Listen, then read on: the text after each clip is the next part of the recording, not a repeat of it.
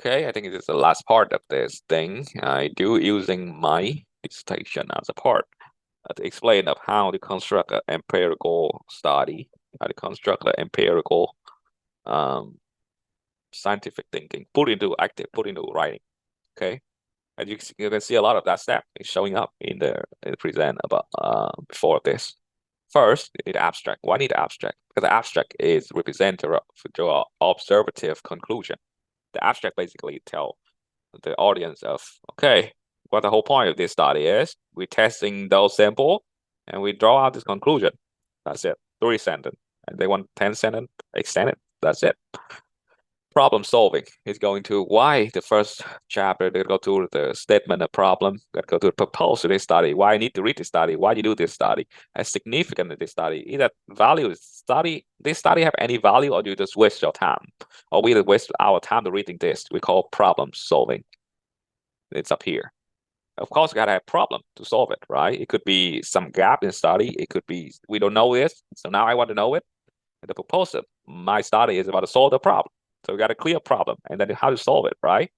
A significant. I think that solving the problem can bring up a significant contribution to the general literature of leadership and management, whatever educations, and that's significant for the understanding of the higher education structure, for example, and which is we don't have. That's the problem solving idea. The two thing up here that you can see in scientific thinking is research question and general methodology. That is logical reasoning. Well, we have a lot of reasoning. It's just questioning. But logical questioning and scientific questioning, scientific reasoning or inquiries would say, you got to write a question that meet the problem and how you solve it. And you got to have the methodology to deal with it, on the method or the tools to deal with that question. That basically is. And there's something really important, and we don't see it in other patterns. That's why I put it in here and put it in my study last. Because every dissertation we have delimitation and limitation and definition. Why it's important? Because it gives you awareness of what you know and what you don't know, what you can test, what you cannot test in a certain time. And when they say it, what do you mean definition, right? If we cannot agree about a single definition of thing, we cannot go anywhere, because everybody have different definition. There are 200 or 300 different definition of cultural. If you cannot go pick up one definition that work, the whole study collapsed, because just definition different.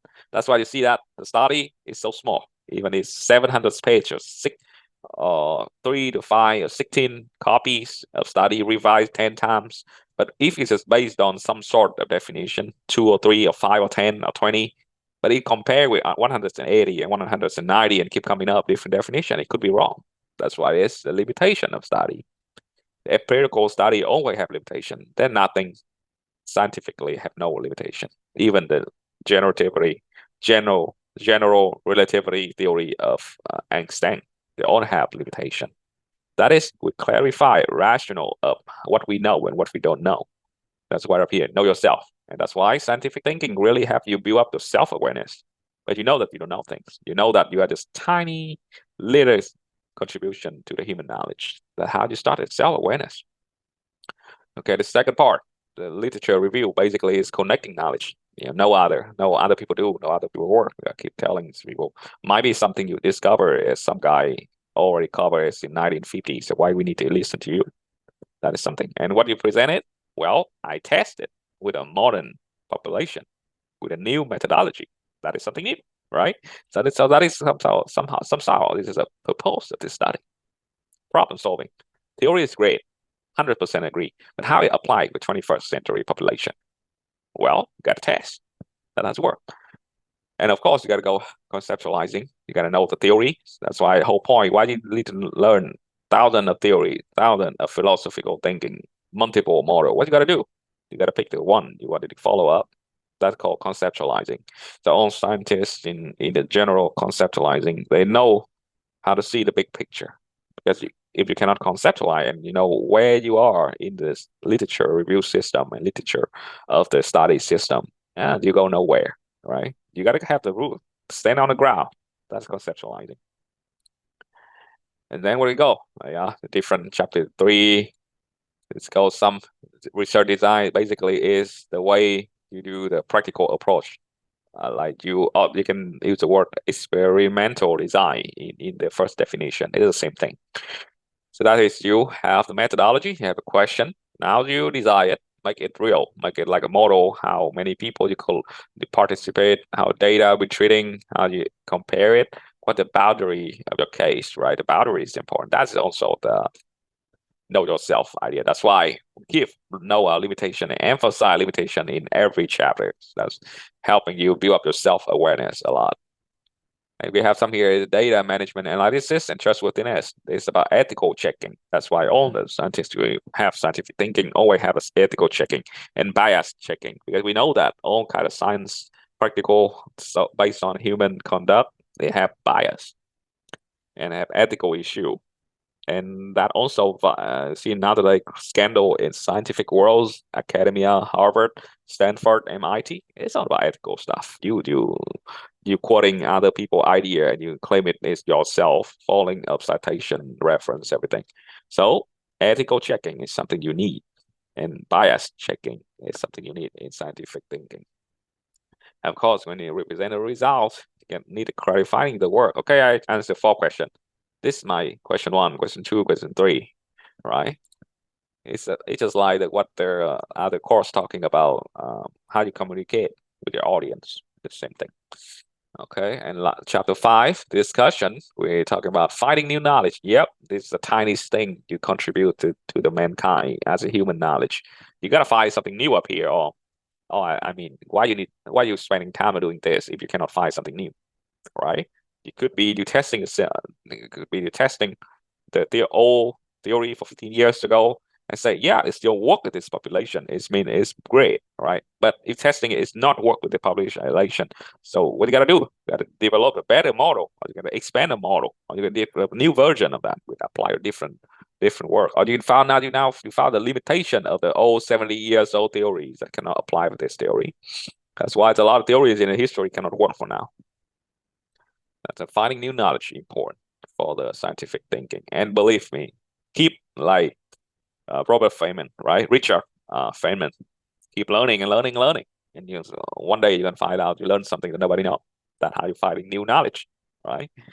Of course, chapter 5, we have limitation again, because that double checking. We double check about limitation. We know our limitation. That's how scientific thinking doing. Critical thinking, well, keep critic of their own knowledge, because they know you have bias, you have some sort of limitation of your mind, but you don't put it out. But in scientific thinking, you do have well-structured regulation of put down your limitation and keep checking your limitation, because you have limitation. Forgot it. You cannot develop everything, understand everything, knowing everything. Nobody do it. Nobody know everything, right? Only God know everything. Okay, and the last one, recommendation, interpreting the value. So the whole point, yeah, you're finding a lot interesting, discussing a lot. They take hundreds of pages doing that. So what's your recommendation for us? People who don't have time to study on this and don't have time to listen to you and read all 200 pages, what do you want to do? All right, here's the value of this study for different stakeholders. Here's the value I can apply in the future for myself. It's the value for the whole sort of mycologists in study of this field. Now they know that we can apply on this. They can multiple model on that, and that's how it works. Okay, and I think that ending up of this course talking about scientific thinking, and I think it's important. And one piece that I'm missing out, I should talk about this earlier, because that is the root of all this program of education, of nonprofit, of sustainability development, because and external development, how to construct the world now. Because without scientific thinking, it's hard for you to believe on sustainability development. I heard a lot of criticize, a lot of bias, a lot of conspiracy theory about this whole green energy and sustainability development theory is a scam, and we not that government manipulate us, the scientists be well corrupted, anything else, all the information is wrong. Yeah, I mean, I cannot deny it, but how about you just use the way of well-constructed thinking to testing out on that idea and testing out your own statement, testing out your own idea and represent it to me. And let's see if we can come up to the truth that we both, consensus truth, we will both agree that this thing, sustainability, climate change, is right or wrong, right? Non-profit is ethical or unethical, right? And ethical in what and ethical in what, and how we fix it and how we come up with something better, right? And I don't think you can go through it without scientific thinking. You can go somewhere with critical thinking, but without scientific thinking, you cannot construct connecting on the scientific evidence and study for 500 or 600 of years ago to coming in to support for your point, right? You have a point, you have a good point, but prove it, right? And make it work and make it practical. And in America, studying more than pragmatic, right? What useful is work. What not useful, yeah, lay on the dash. We think about that later. All right, pretty much it. Thank you so much for spending time with this. Hope to see you next time. Thank you.